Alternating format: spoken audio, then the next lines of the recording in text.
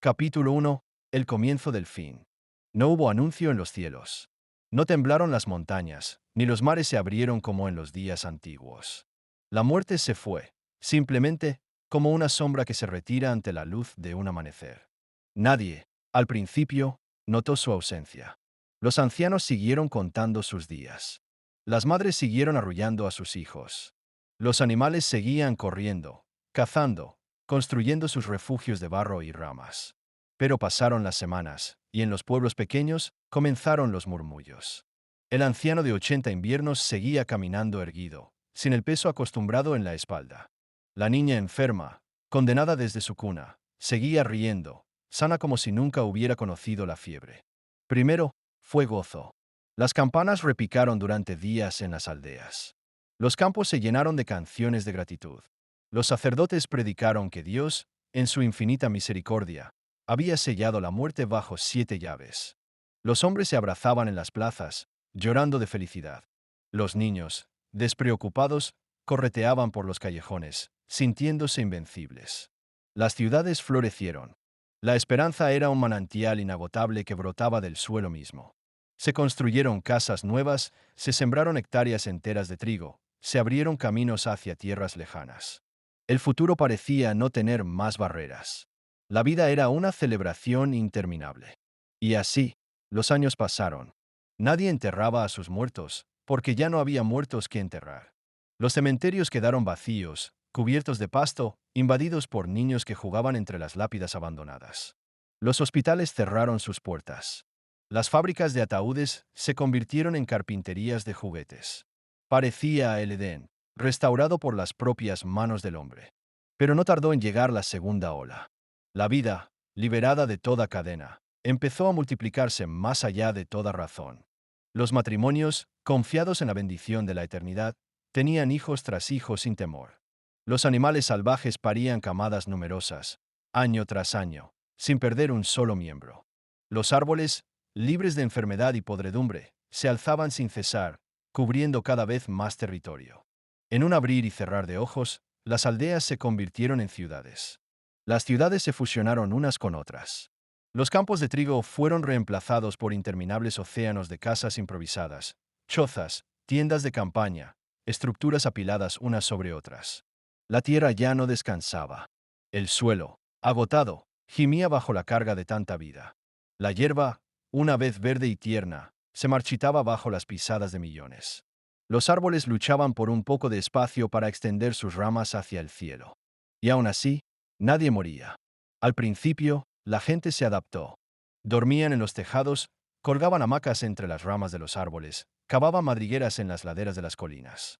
Los barcos atracados en los puertos se transformaron en barrios flotantes. Los túneles del metro se poblaron como ciudades subterráneas. Cada rincón disponible era reclamado por manos humanas. Cada metro cuadrado albergaba respiraciones, carcajadas, llantos. Pero pronto, el aire mismo empezó a tornarse denso. No era solo el humo de los fuegos eternos ni el polvo levantado por los pasos interminables. Era el peso invisible de millones, de miles de millones de almas suspendidas en un planeta que ya no podía sostenerlas. Los animales también buscaban su lugar. Las ratas corrían por los muros de las casas, las palomas cubrían los techos como un manto viviente. Los ciervos descendían de los bosques, empujados por la presión de sus propios rebaños. Los lobos, incapaces de encontrar presas suficientes, se mezclaban con los hombres, sin miedo, sin guerra, simplemente buscando espacio donde recostarse. Y así, los hombres y las bestias convivían en un caos silencioso, una jungla de cuerpos respirando, caminando, multiplicándose. Los mares, antaño vastos y misteriosos, se convirtieron en estanques agitados, saturados de peces que saltaban unos sobre otros, buscando desesperadamente una bocanada de agua limpia. Los ríos, obstruidos por las multitudes de criaturas sedientas, dejaron de fluir. Las montañas mismas parecían encorvarse bajo la invasión incesante de vida. Y aún así, nadie moría. Con el tiempo, los frutos dejaron de madurar. Los árboles, asfixiados, dejaron de florecer. Las cosechas fracasaron, no por falta de esfuerzo, sino porque el suelo mismo había sido devorado, desgarrado, drenado de toda vida interior. Las flores no tenían espacio para abrirse. Las semillas no encontraban tierra donde echar raíces. El viento no podía soplar, bloqueado por murallas de cuerpos y ramas enredadas. La tierra, en su dolor, gemía. Pero los hombres no podían detenerse. El mandato ancestral, creced y multiplicaos, sin la balanza de la muerte, había transformado la creación en una prisión de carne, huesos y desesperación. Y el cielo, desde lo alto, observaba en silencio.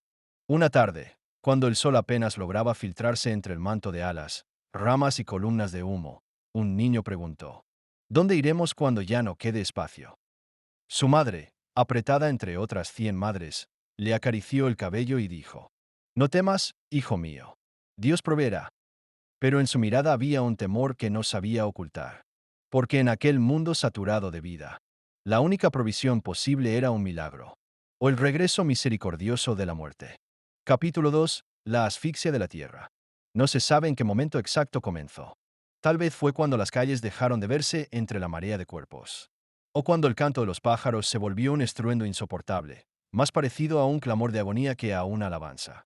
O quizás fue cuando los árboles ya no podían estirarse hacia arriba, y comenzaron a crecer torcidos, enredados unos con otros como serpientes hambrientas.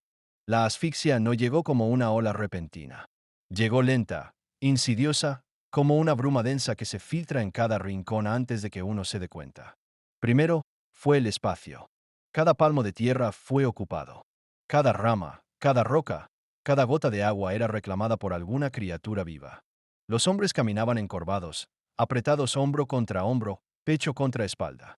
Las madres acunaban a sus hijos no en cunitas suaves, sino suspendidos entre los brazos de otros cuerpos. Dormían de pie, arrullados no por el viento, sino por el latido incesante de millones de corazones humanos. No había calles. No había caminos. Solo masas de cuerpos moviéndose lentamente como un solo organismo, respirando el mismo aire rancio, compartiendo el mismo sudor, la misma hambre, la misma desesperanza. La segunda señal fue el cielo. El firmamento azul, que una vez cantaba la gloria de Dios, se convirtió en un mosaico viviente de alas. Aves de todos los tamaños, colores y especies revoloteaban, chillaban, se atropellaban unas a otras en busca de un espacio en las alturas. Los nidos colgaban de los cables eléctricos, de las esquinas de los edificios, de las propias ramas de los árboles agrietados. Las mariposas, otrora símbolo de la gracia, formaban enjambres tan densos que bloqueaban la luz del sol. Las abejas zumbaban en oleadas que hacían vibrar el aire mismo. Los mosquitos, las moscas, los escarabajos, tapizaban cada superficie expuesta. El día se volvió noche. La noche se volvió un murmullo incesante de vida desbordada. Los mares, los grandes pulmones de la tierra, no escaparon a la plaga de la inmortalidad. Las aguas se espesaron con la carne de millones de peces, moluscos, algas, medusas. Las olas ya no rompían suavemente en la orilla, sino que estallaban con el peso de cuerpos marinos luchando por un pedazo de espacio, por una bocanada de oxígeno. Los grandes cetáceos, sin depredadores, se multiplicaron hasta que sus lomos plateados formaban islas errantes en medio de océanos saturados. Las playas, antaño lugares de juegos y descanso, eran ahora cementerios vivientes. Cangrejos sobre cangrejos, tortugas sobre tortugas, todos apiñados, luchando sin tregua en una batalla muda por un hueco de arena firme. Y sobre todo esto, el hedor. Un olor dulzón, espeso, de cuerpos vivos apilados en descomposición lenta, imposible de erradicar. Los animales más pequeños, invisibles a los ojos de los hombres durante siglos, reclamaron su reinado. Hormigas, termitas, pulgas, piojos. Cubrieron paredes, suelos, techos, cuerpos humanos vivos. Se alimentaban de los sudores, de la piel, de la humedad misma del ambiente. Era imposible encontrar un solo objeto limpio. Cada superficie estaba viva, vibrando bajo la marcha incansable de patas diminutas. Los libros se deshacían entre larvas. Las ropas crujían bajo el peso de los insectos. Las camas parecían moverse por sí solas. No existía descanso, ni siquiera en el sueño. La tercera señal fue el aire. El oxígeno, el regalo invisible que sostenía la vida, empezó a menguar. No por falta de árboles, sino por exceso de bocas. Cada criatura respiraba y exhalaba desesperadamente, robándose el aire unos a otros. La atmósfera, saturada de gases, se volvió densa, difícil de tragar. Los pulmones trabajaban como fuelles rotos. Los labios se agrietaban. Las gargantas ardían como brasas secas. Los más débiles, los ancianos, los niños, Los enfermos jadeaban sin encontrar alivio. Pero no morían. Sus cuerpos resistían, condenados a una agonía interminable. En cada esquina, en cada plaza, en cada rincón olvidado, se escuchaba el mismo sonido. Un jadeo colectivo, un gemido inconsciente, como el susurro de un mundo muriendo de vida. En algún lugar, en lo que quedaba de las antiguas catedrales, los sacerdotes intentaban levantar su voz por encima del clamor. Predicaban en medio de multitudes apiladas unas sobre otras. Arrepentíos. Recordad la promesa de la cruz. La vida verdadera no está aquí, sino en el reino que no tiene fin. Pero sus palabras se perdían en la marea de gemidos, susurros y zumbidos. Y el altar, cubierto de hongos y musgo, parecía escucharlos en silencio. Poco a poco, la cordura empezó a desaparecer. Las madres olvidaban los nombres de sus hijos. Los esposos olvidaban los rostros de sus esposas. La memoria se volvía un lujo imposible en un mundo donde cada segundo era una lucha brutal por respirar, por moverse, por existir un momento más. El lenguaje se deshacía. Las palabras se reducían a gestos, miradas vacías, gruñidos de necesidad. El hombre, corona de la creación, retrocedía hacia la bestia. Y todo seguía creciendo, reproduciéndose, desbordándose. Como si la propia tierra, incapaz de morir, estuviera condenada a una agonía interminable. Una noche, bajo un cielo sin estrellas, un anciano susurró a su nieto, apretado entre la multitud. Hijo mío, no siempre fue así. Y el niño, que no conocía otro mundo que el del tumulto y la asfixia, preguntó. ¿Qué era entonces? El anciano, con los ojos húmedos, respondió. Había espacio. Había silencio. Había muerte. El niño no entendió. ¿Cómo podría entender que la muerte, aquella palabra prohibida, había sido alguna vez un don? El anciano cerró los ojos, y por un instante, deseó con todo su ser que la muerte regresara. No para destruir, sino para liberar. Capítulo 3. El hambre infinita. Tercera parte extendida, aproximadamente 1000 palabras. Cuando el aire se volvió espeso y el espacio desapareció, el hambre comenzó a mostrar su verdadero rostro. No era el hambre conocida por los antiguos, esa punzada aguda que llevaba al hombre a cazar, a sembrar, a rogar por pan. No era el hambre de cuerpos esqueléticos buscando migajas en los caminos. Era otra clase de hambre. Más profunda, más devastadora. Un hambre sin muerte. La vida, en su inagotable reproducción, había consumido la abundancia que antes parecía eterna.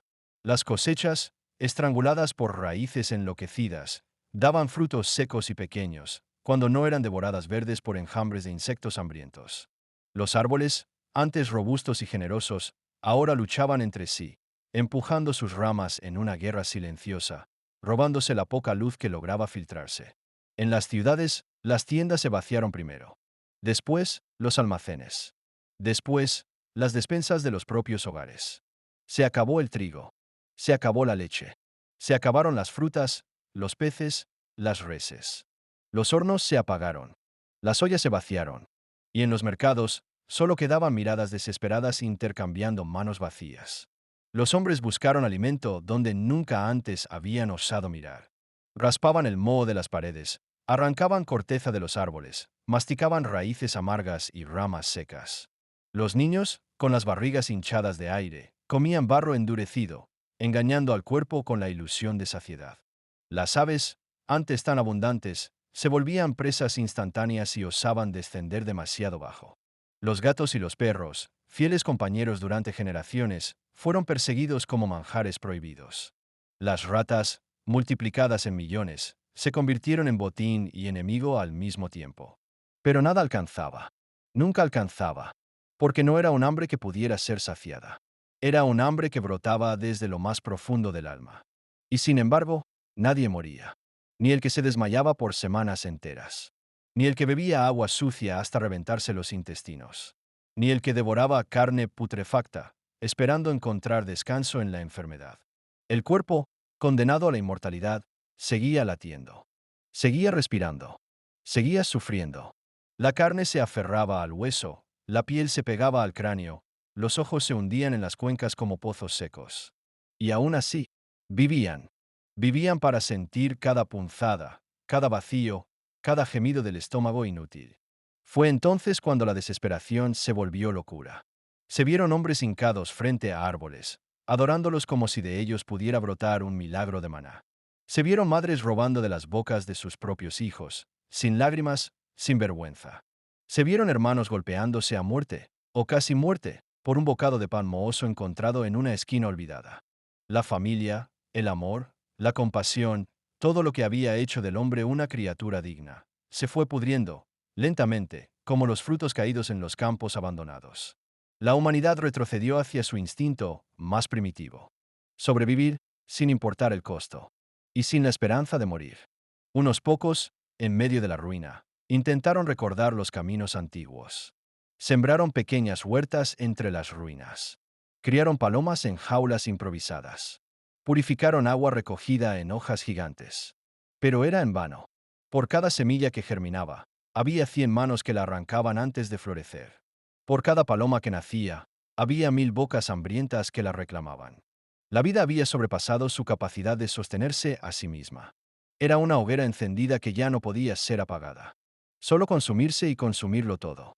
Y entonces surgieron los falsos profetas. Hombres y mujeres, vestidos de harapos, que se proclamaban elegidos de Dios, prometiendo festines y milagros a cambio de adoración ciega. Vendían piedras como si fueran panes. Ofrecían agua de lluvia como si fuera vino consagrado. Multitudes los seguían, no por fe, sino por hambre. Una hambre tan brutal que transformaba cualquier mentira en esperanza. Se levantaron templos de locura, altares de huesos, procesiones de hambrientos que marchaban sin rumbo, cantando himnos de desesperación bajo cielos sin estrellas. Y en medio de este mundo de hambre sin alivio, surgieron susurros. Historias apenas pronunciadas por labios resecos. Historias de un lugar más allá del mar, donde aún había alimentos. De un valle escondido donde manaban fuentes de miel. De una montaña donde las frutas crecían sin fin. Miles emprendieron viaje hacia esos lugares. Peregrinaciones de fantasmas vivientes, arrastrando sus cuerpos por senderos saturados de criaturas. Pisoteando a otros hombres, aplastando animales, trepando sobre pilas de cadáveres vivos. Pero nunca encontraban nada. Solo más cuerpos, más hambre, más sufrimiento. Porque no existía tal lugar. La promesa era un eco vacío, una trampa nacida del mismo deseo inextinguible que consumía a la humanidad. Un día, bajo la sombra de un árbol muerto, un joven pastor, cuyo rebaño había desaparecido hacía años, encontró una hoja de pergamino enrollada en un frasco roto. La desenrolló con dedos temblorosos y leyó. Bienaventurados los que tienen hambre y sed de justicia, porque ellos serán saciados. Evangelio de Mateo 5, 6. No hablaba del hambre del cuerpo. No hablaba del hambre que arrasaba la tierra y consumía a los hombres. Era un hambre distinta. Un hambre que no devoraba, sino que purificaba. Un hambre que no llenaba el estómago, sino el alma. Y por primera vez en mucho tiempo, el joven cayó de rodillas. No pidió pan. No pidió carne. No pidió agua. Pidió justicia. Pidió redención. Y en su plegaria silenciosa, algo cambió. Una brisa ligera sopló sobre su rostro. Una brisa que no había sentido en años. Era débil, pero real. Una promesa. Una semilla de esperanza en un mundo devorado por la vida. Capítulo 4. El clamor de los inmortales. Cuarta parte extendida. Aproximadamente 1000 palabras. Primero fue un susurro. Un lamento bajo, casi inaudible, perdido entre los rugidos de la vida incontrolable. Un murmullo nacido en los corazones de aquellos que ya no podían soportar la existencia. Pero el susurro creció. Se convirtió en llanto. El llanto en clamor. El clamor en un rugido que ascendía desde los campos saturados, desde las ciudades sepultadas, desde los mares envenenados. Era un grito que sacudía la tierra, un gemido colectivo que subía como una ola oscura hacia el trono del cielo. Señor, clamaban. Señor, sácanos de esta vida eterna. Señor, mira nuestra angustia. Señor, escucha nuestro dolor. Y el eco de su súplica resonaba, chocando contra los cielos cerrados. La gente, apretujada como raíces entrelazadas, dejó de pedir pan, dejó de pedir espacio, dejó de pedir aire. Ahora solo pedían una cosa: el fin. Pedían la muerte. Pedían ser liberados del peso insoportable de la vida perpetua. Se reunían en multitudes silenciosas frente a las ruinas de las iglesias, frente a las montañas erosionadas, frente a los océanos inmóviles, levantando sus rostros consumidos hacia un cielo silencioso.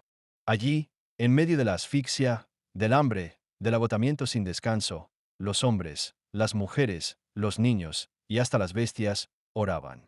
Oraban con el cuerpo, con los huesos, con las miradas vacías. Una oración muda, desesperada, que envolvía la tierra como un manto de ceniza.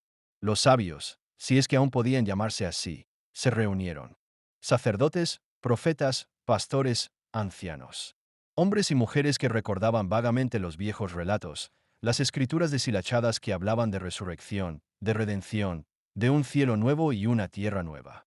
Debatieron, discutieron, gritaron, porque había callado Dios, porque había permitido que la vida se transformara en maldición, porque se habían convertido en fantasmas eternos, atrapados en cuerpos que no podían morir. Algunos decían que era un castigo, otros que era una prueba, otros aún, en su desesperación, decían que Dios mismo los había olvidado. Y así, en vez de unirse en la súplica, comenzaron a separarse en sectas, en cultos, en tribus de fe quebrada.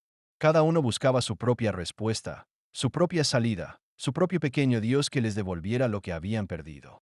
Unos construyeron altares de huesos blanqueados. Otros cavaron pozos profundos, tratando de alcanzar el corazón de la tierra para esconderse de la eternidad.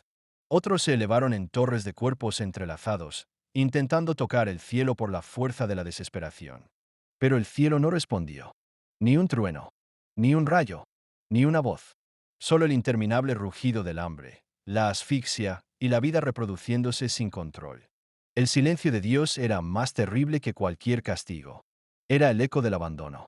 O peor aún, el eco de una misericordia malinterpretada. En cada esquina, los hombres invocaban su nombre. Algunos caían postrados, clamando con lágrimas ardientes. Otros alzaban los puños al cielo, maldiciendo al Creador. Otros simplemente se deshacían en un susurro apagado, como brasas que se consumen sin llama. Y aún así, nadie moría. El dolor no encontraba descanso. El clamor no encontraba respuesta. La tierra entera se había transformado en un coro interminable de lamentos.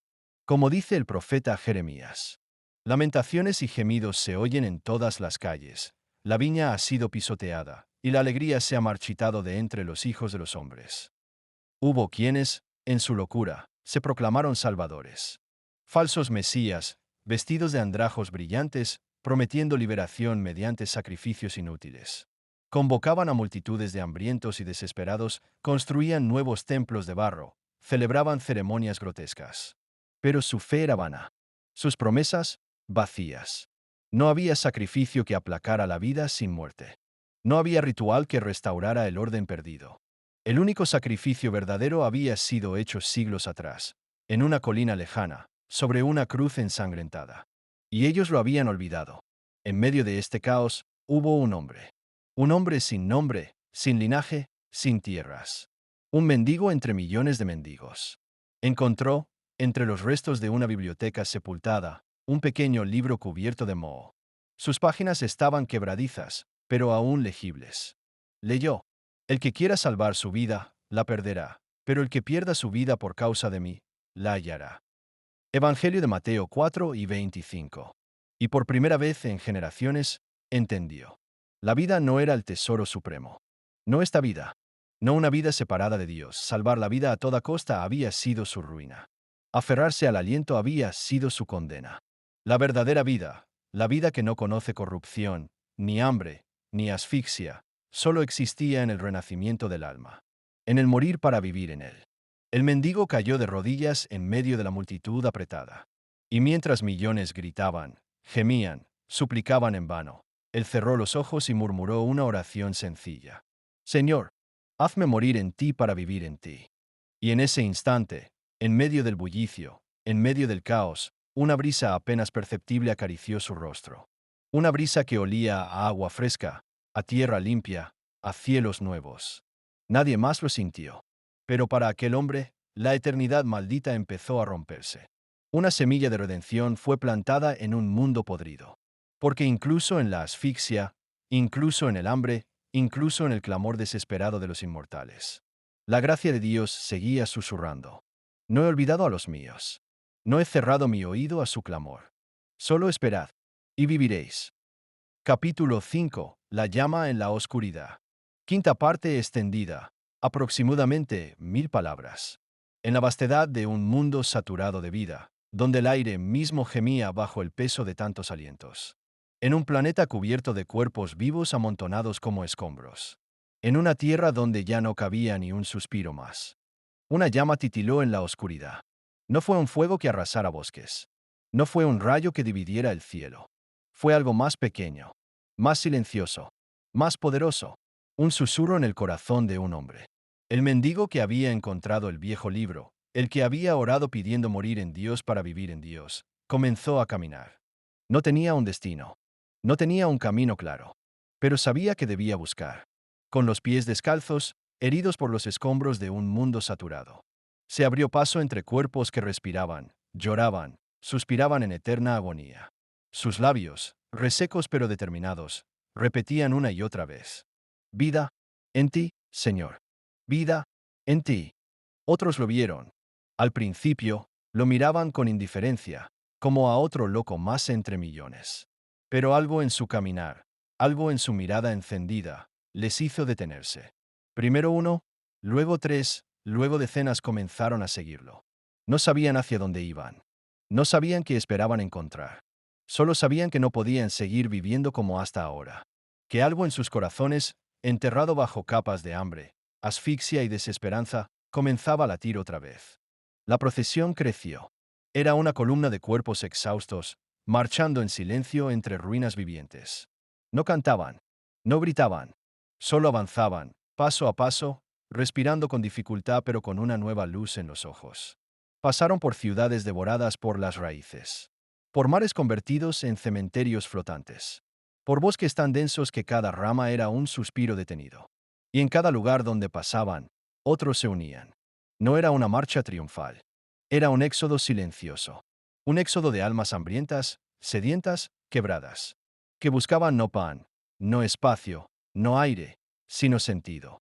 Finalmente, tras días incontables, llegaron a una llanura olvidada. Allí, entre los escombros de una vieja capilla sepultada por las enredaderas, encontraron un altar. Simple, agrietado, pero de pie. Sobre él, casi cubierto de polvo y musgo, yacía un pequeño objeto. Un libro desgarrado, abierto en una página que el viento había decidido revelar. El líder, el mendigo primero, se acercó. Sus manos temblorosas tocaron las páginas y leyó con voz quebrada. Yo soy la resurrección y la vida. El que cree en mí, aunque esté muerto, vivirá. Y todo aquel que vive y cree en mí, no morirá eternamente. Evangelio de Juan 11, 25-26. El silencio cayó sobre la multitud. Un silencio tan profundo que por primera vez en generaciones no se oyó ni un zumbido de insecto, ni un murmullo de aliento. Solo la palabra, flotando en el aire como un rocío fresco. Entonces entendieron. No eran inmortales. Eran prisioneros. No eran bendecidos. Eran condenados. La vida verdadera no era esta existencia interminable, saturada, asfixiante. La vida verdadera era la que se encontraba en Cristo. La vida que implicaba morir al mundo, morir a sí mismos, para renacer en él. La muerte no era enemiga. Era puerta. Era semilla. Era el principio, no el fin. Y así, uno a uno, cayeron de rodillas. No para pedir más años. No para pedir pan o espacio o aire. Sino para pedir algo mucho más grande. Una muerte santa. Una vida eterna. Pidieron ser sembrados como granos en la tierra estéril, para que de sus muertes naciera un mundo nuevo. Un mundo no lleno de cuerpos sin fin, sino de almas plenas. Un mundo donde la muerte fuera coronada de vida, y la vida no tuviera fin porque descansaría en Dios. Una lágrima cayó del rostro del mendigo y tocó la tierra polvorienta. Y en ese instante, algo ocurrió. El suelo, árido y resquebrajado, absorbió la lágrima como la semilla más preciosa. El viento, que había estado detenido por siglos, sopló. Suave al principio, luego más fuerte. Las ramas se movieron. Las hojas susurraron. Las alas de las aves, cubiertas de polvo, se estremecieron. Y por un instante eterno, la tierra entera pareció exhalar. Un suspiro, un alivio, un nuevo principio. No todos vieron el cambio de inmediato. No todos entendieron. No todos creyeron. Pero para aquellos que habían marchado, que habían caído de rodillas, que habían orado con todo su ser, una chispa había prendido en sus almas. La oscuridad ya no era total. La saturación ya no era infinita. La maldición comenzaba a romperse, como una cáscara vieja alrededor de un fruto nuevo. Porque donde hay fe, hay vida. Y donde hay vida en Dios, ni siquiera la muerte puede reinar. La llama a la oscuridad no era grande. No era ruidosa, pero era suficiente. Suficiente para guiar a los pocos que, entre millones, eligieron morir para vivir. Suficiente para anunciar al universo entero que la eternidad no era un castigo, sino una promesa. La promesa del Cordero. La promesa de aquel que venció la muerte, no abolió, sino la santificó. Y así, en la llanura olvidada, bajo el altar roto y el cielo agrietado, nació una nueva esperanza. La vida eterna, no en el mundo saturado, sino la gloria sin fin del reino de Dios.